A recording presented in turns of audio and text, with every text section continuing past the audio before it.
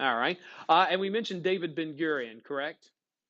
And the reasons why is America in support? Remind me, why does America support the establishment of Israel, a Jewish nation? There's several reasons. Give me one, Toby. Votes. Harry Truman said, this is really wise. Fun fact of the day. More Jews live in the United States than live in any other country in the world, including Israel. And Harry Truman said, it's a good idea to get those voters on my side, right? Because a lot of other people support them too. What's another reason that America was endorsing Israel and saying, we support them? What do you got, Chloe? They supported them. Harry Truman supported it when the Balfour Declaration was issued during World War One, and he said it's long overdue. What does Harry Truman know about his own religious beliefs and what Americans believe? That they belong there. You know, he's like, hey, the Bible supports Israel having a homeland. All right, and he supports this too. Remember, though, when Israel declares itself a nation, what do these five Arab nations around them do? They attack them. And Israel is able to defend itself, and they're still fighting over this today. Palestinian Arabs still, what do they want today, even? They want the land back. They feel like they're entitled to it. Now, on this map, you can see it. There's a little strip of land here called the Gaza Strip, and there's a place over here called the West Bank. And those are areas that Israel has given to the Palestinians. And they said, look, that's going to be where you guys go. And they put some limits on them. The Palestinians here in the West Bank and the Gaza Strip, they're not allowed to have a military of their own. They can have a police force in those areas, but they're not allowed to have a military. So that way, Israel, if they want to, they can kind of hold that over their head. They're like, hey, anytime we want to come in and smash you, we can. Right? And Palestinians want recognized as an official nation capable of being allowed to build its own military. And the real question for Americans, even today, is how do we support this? Do we give our blanket support to Israel? All right. Do we support the Palestinians, or do we say, look, let's go with a two-state solution where Israel gets this land and the Palestinians get that, and they get to be allowed to be officially recognized as a nation?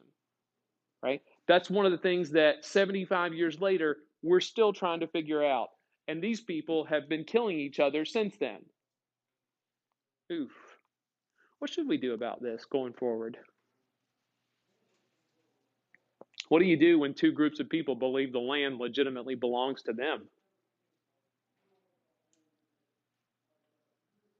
Huh. To be continued on that one. All right. So Great Britain's lost some control of colonies. Let's mention another colony, Indochina. Okay. Indochina. Remember, why does it get the name Indochina?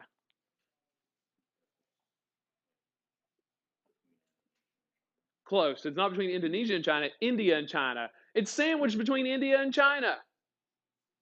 All right. And the area that we know as Indochina has three sections to it: Laos, Cambodia, and Vietnam. Ooh. All right. And it had been a French colony since the 1800s. But now they realize it's a time for them to be able to gain their independence. The man leading the independence movement, Ho Chi Minh. All right. Remember, last names come first. So when we talk about a Ho causing problems, this is the Ho we're talking about. Right. That joke never gets old. Hoes are always causing problems. No, Ho Chi Minh. All right, you get it. Ho Chi Minh. Let me give you a little background about this guy. Remember, we had mentioned him before. He got educated in the West, in France a little bit, and he shows up in history prior to this. Do you remember where he showed up wanting independence? Where, Toby? At the Paris Peace Conference. Remember, he said, hey, Woodrow Wilson wanted self-determination for all nations, where the people of a given region get to pick their leadership. And Ho Chi Minh thought that was a really good idea. And he wanted to talk to Wilson and other European leaders about independence for Indochina. And what did they do to him there?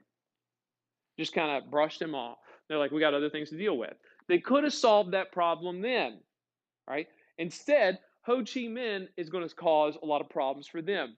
Ho Chi Minh builds up his own military, a group, and I put their title up here, a group called the Viet Minh. That's Ho Chi Minh's army, the Viet Minh. They are going to organize an effort to kick France out of Indochina for good. Ooh. Yes.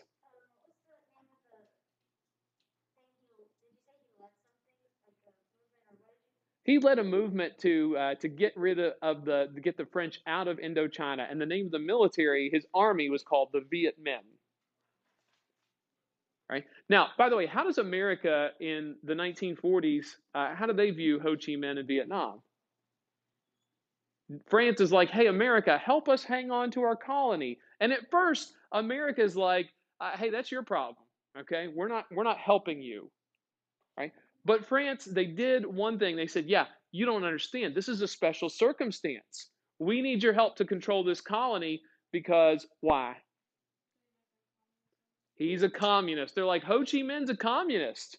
And if you don't help us hang on to this, what will happen to communism? It's going to spread. And that will go against your containment policy." And it's like all of a sudden America's ears perked up. And they're like, "Oh gosh, a communist." America had zero problem with Ho Chi Minh until they realized he's a communist. Yikes. All right. Now, you're going to find out that France is going to have trouble keeping control of their colony. And then eventually, when they leave, it's going to be up to America to try to prevent Ho Chi Minh from coming into power. It's a small problem now, but it's going to grow to an even larger problem. Before it's all said and done, Ho Chi Minh and the Vietnamese are going to cause a lot of Americans to die, and they're going to be willing to die in large numbers in order to get their independence. Okay, so they're starting an independence movement here in Vietnam. Oh gosh, you gotta like it. Maybe actually you don't. All right, now let's go over to Africa. Okay, when African nations, remember, they had been exploited for a long time. All right, and when African nations, when they see India and Indochina resisting the Europeans, what do they start to do? The same thing, they resist. Independence movements are going to start to pop up all over Africa. And it's going to take these countries a while to get free of their colonial masters here. And you can see all the countries, they're color coded about which country controlled them, and they put the year in which they gained their independence. And for many of them, it's going to be a long struggle. We're talking about years or even decades in some instances. But they're all going to gain their independence at some point. Right? Yay, Africa! But here's the thing. African countries gaining their independence is great on one hand, okay? Because they're like, we're free of control of Great Britain and France, et cetera, et cetera, et cetera. But here's the fallout when they leave, okay? After these countries leave, what's left behind by the Europeans in Africa? What? Not just a power vacuum, but what's happened to all the natural resources? They're gone. A lot of the natural resources had been taken away. Okay? Europe made all the money from those natural resources. And do you think Europeans really left much of value behind? No.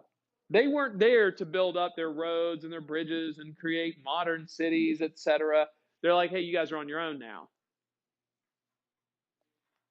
Ouch. All right.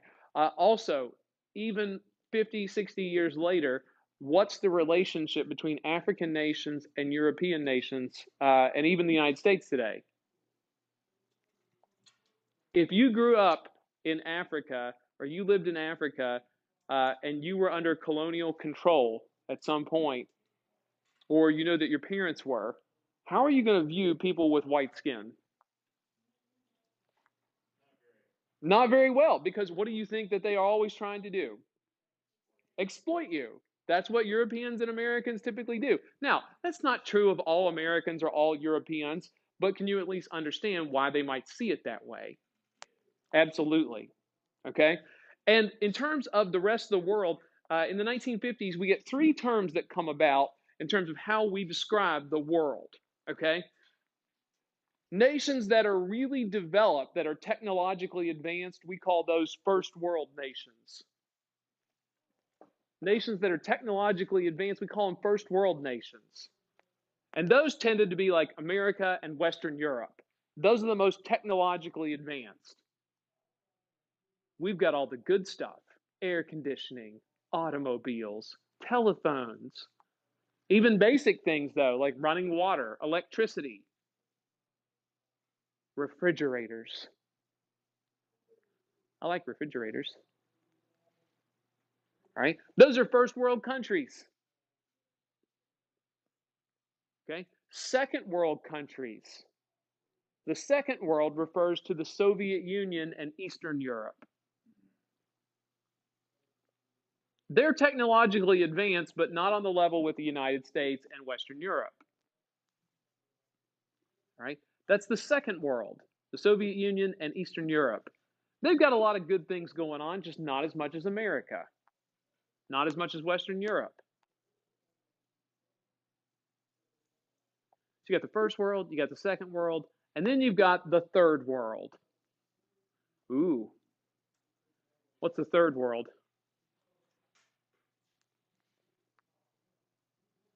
What do you think, Kayla?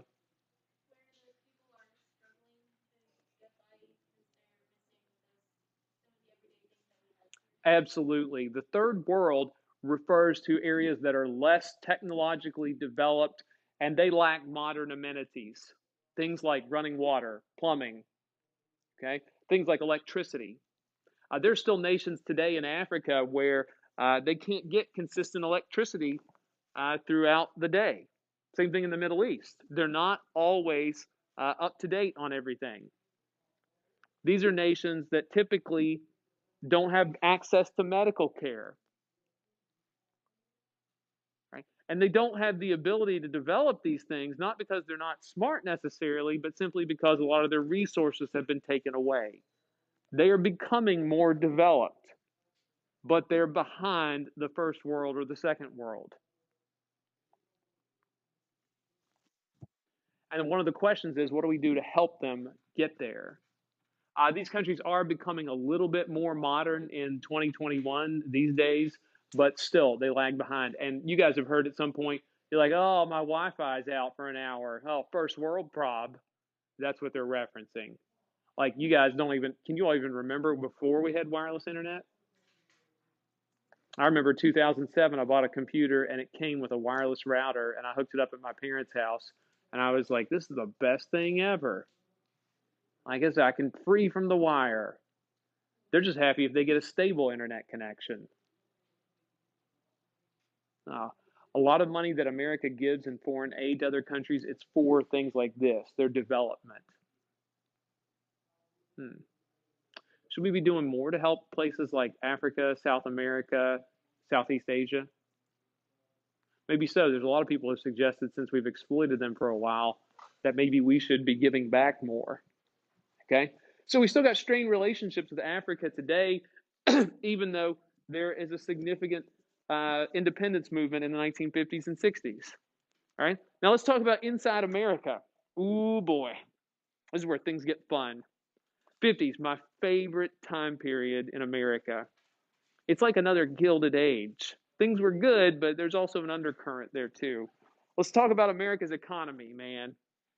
In the 1950s, America has more economic power than probably at any time point in its history. Because remember, what are we helping the world do? We're selling them a bunch of stuff, but why are they buying it? The war devastated Europe and to an extent North Africa so badly that we're able to help rebuild the world. And for American businesses, this is a huge opportunity. To a large degree in America, if you wanted a good job, a good paying job in the 1950s, you could have one. Okay? Except if you're what? What people didn't have access to good paying jobs? What people are seen as perhaps less than in America?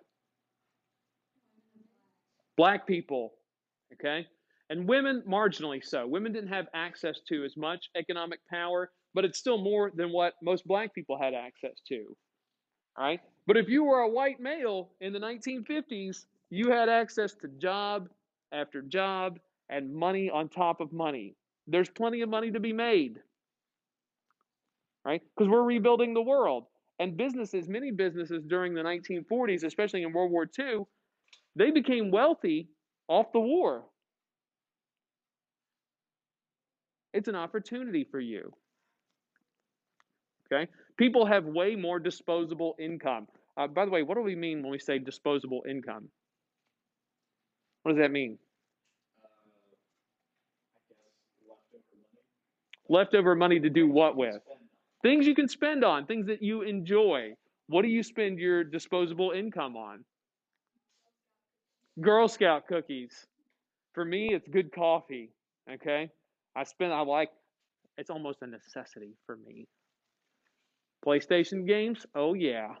But don't you dare tell me that's bad. You know what I do with a lot of my disposable income? I save it, right? Because I'm like, what do I really need in life? But that's another story. Books, too, right? Now, another interesting phenomenon of the 1950s is what we call the baby boom. The baby boom is an explosion of the birth rate. Check this out. Prior to World War II, your fertility rate per woman, 2.2 kids. That meant typically a woman was going to have probably about an average of more than 2 kids. And that's a decent number. You always want your fertility rate to be at 2 or above because typically a couple that has 2 kids replaces themselves. Right? So you all have to have 2 kids or more. In fact, some of you are going to have more because I'm not reproducing. Right? But notice what happens after the war. Your fertility rate skyrockets to 3.6. People are having another child and a half. Why on earth is there a huge increase in the fertility rate? Why are women having more babies? Toby, what's one reason?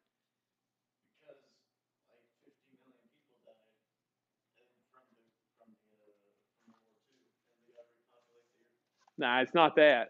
They weren't thinking about that. But you're on the right track. When men get home from war, they've been gone a long time. And they look at their wives and like, baby, I'm happy to see you. Right?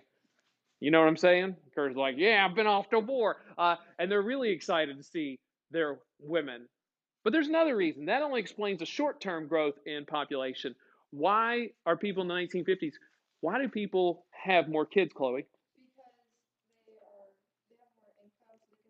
They got more money so they can support a family. I know people, there are some friends of mine who, if they could afford it, they would have like 10 kids. Wow. Anybody want to have 10 kids? Riley, your face. You're like, no, gosh, no. Kayla, what do you think? 10? 5? 1, 2, something like that. Yeah, in the 1950s, you can afford to have more kids. And women are like, yeah, why not? We got the money. Let's do it. By the way, in today's world, from 0 to 18 in America, it's going to cost $250,000 to raise a child. Your parents could have so much more money. This is why I have disposable income. I do not have children to spend money on. And it's really funny now because my parents, like after me and my brothers, like we left home and we all have jobs now, my parents, like, they don't even think twice about spending money on my nephews. They'll buy him, like, he wants to watch a show on Amazon Prime that costs $10. My dad's like, sure, why not? I'm like, what? Are you serious? That's $10. And he's like, yeah. I was like, where do you get all this extra money? He's like, well, you guys don't live here anymore. You don't suck up resources. They're like, the water bill's less, the food bill is significantly less because that guy could eat. All right. That ultimately kids cost money. All right. And so ultimately, this baby boom, this increases significantly. This generation, like from the late 40s into the 50s, they call that generation the baby boom or the boomers. All right. You know the expression, okay, boomer. Where do you think that comes from? This generation of people are going to grow up with so much prosperity in terms of their economic prosperity. And also, too, that generation, they always say things like, oh, when I was a kid, I worked my way through school. You ever hear that stuff from, and it'd be like your all's grandparents. And do they say things like you, like, when I was little, everything cost a nickel? Okay? So look, this baby boom, and I'll show you some interesting figures on them. The population increase is so significant that like every 7 minutes a baby was being born in America. So it was like, man, we're turning them out. Okay? Now, also too, though, you see that after the 50s, there's a precipitous drop in the birth rate, and it's almost pretty stable again. Why does it drop? Why do people have less children? You're on the right track. What happens to that economic wealth or that money that they had? They don't have it anymore. Now, people still are making decent money today, but not like they were in the 1950s. Okay? There's another reason, too, and this is something that you can't really see in this chart, but what do we know about couples who got married in the 1950s? What age did they typically get married? Young, but they, like the average age for a married couple in 1950s was 21. Right? Can you all even think about being married or close to that? You're like, no. My parents, who they grew up in they were baby boomers, but they grew up in the 50s and 60s, and they got married when they were 21 and 20. My dad knew my mom for a month when he asked her to marry him. I'm like, Dad, that is crazy. He's like, well, when you know, you know. And I was like, but mom wasn't even a good cook then. He goes, that's true. He's like, but she was pretty. I was like, oh gosh. So, but now that age, like today in our world, 2020, you know what the average age in America is for getting married? 28, right? So the delay in marriage has also been contributed to this because if you don't get married until the age of like 28, what are the odds of you having more than one or two kids? They go down because most women are like, by the time they get in their 30s, they're like, I don't want to go through that again. Okay. And also, the older you get as a woman, the more complications that can arise from a pregnancy. So, our birth rate's just pretty stable right now. Okay. We're just good at replacing ourselves, right? By the way, why do we even care about birth rate? There's a reason we do care. Well, we don't want to be overpopulated, so you don't want it to be too high. But why do you want to keep it pretty consistent, though? Why is too few people a bad thing? Not necessarily that, but how about this though? What happens to people when they're old? Do they still continue to work? No, they retire. Okay, and they get things like Social Security and Medicare. What do we need for people to do in order to contribute to that system? Work, pay taxes, right? That you want those younger groups to be able to support the older groups. Okay, baby boomers keep sucking up all the resources though, right? We don't have as many like your generation. There are less people than the baby boom generation. Why do you guys not want to have children? I don't know. Probably because you want money. It's funny. I met a couple recently from New York, and they were like close to my age, and they were like, maybe we'll have kids, maybe we won't. I keep telling Mr. Salter all the time that he and his wife need to have kids because they're both really smart, and they would have smart babies. You all will have smart babies too, if you want to have children, of course. No pressure. All right. Now, aside from the baby boom, we're not ready to get to technology yet. Educational opportunities increase in the 1950s. Okay. Educational opportunities increase. More people are going to college in the 1950s than ever before. And there's a couple of reasons why. What's one of them?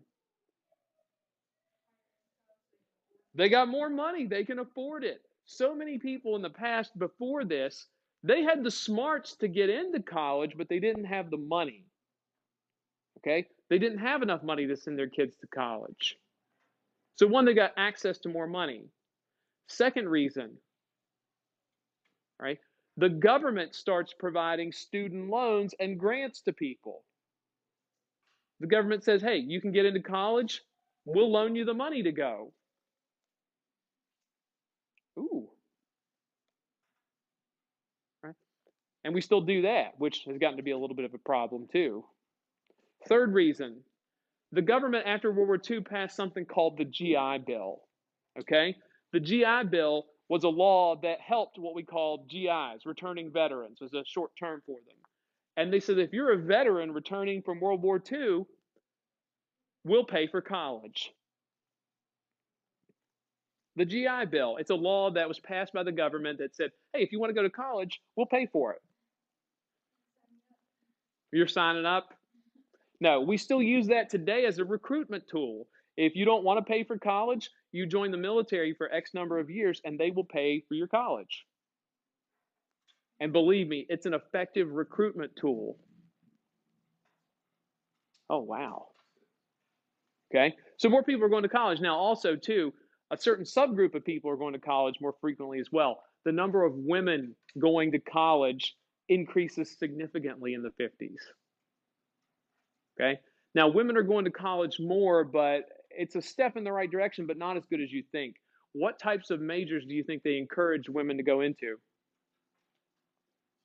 Teaching, or what else? Nursing, things that are considered women's jobs. All right. If a woman said that she wanted to be a doctor, what would they say to that? Oh, that's so sweet. You're so cute. You'd be make a great nurse, but not a doctor. They would try to talk him out of it. In fact, a lot of women who went to college didn't graduate.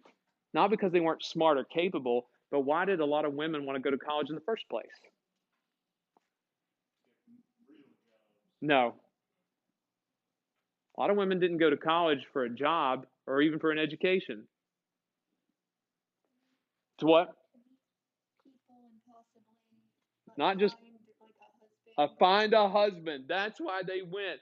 People used to joke that you'd go to get an MRS degree, Mrs.